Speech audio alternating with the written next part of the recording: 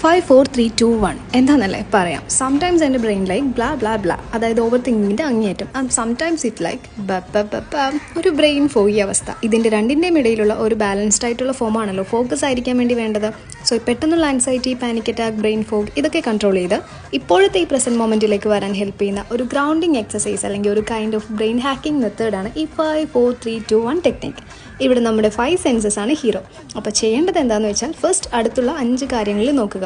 മുൻപിൽ എന്താ ഉള്ളത്? It my be a pen, ഒരു പേഴ്സൺ ആകാം, അങ്ങനെ എന്തുമാകാം. Next 4 things you can touch. നിങ്ങളുടെ ഹെയർ ആകാം, ഇട്ടിരിക്കുന്ന ഡ്രസ്സിൻ്റെ ടെക്സ്ചർ ആകാം, ബുക്ക് ആകാം, ഓഫീസ് ചെയർ ആകാം.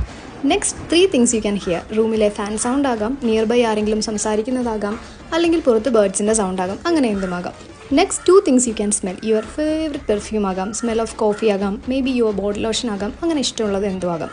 Next 1 thing you can taste.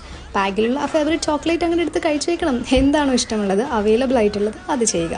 ഈ ഒരു ക്വിക്ക് എക്സസൈസിലൂടെ നമ്മുടെ 5 സെൻസസ് പെട്ടെന്ന് എൻഗേജ്ഡ് ആവുകയാണ്. സോ നമ്മുടെ അറ്റൻഷൻ പ്രസൻറ്റ് മൊമെൻറ്റിലേക്ക് വരും. അതായത് നമ്മളിപ്പോൾ ചെയ്യേണ്ട കാര്യത്തിലേക്ക് ഫോക്കസ് കിട്ടും.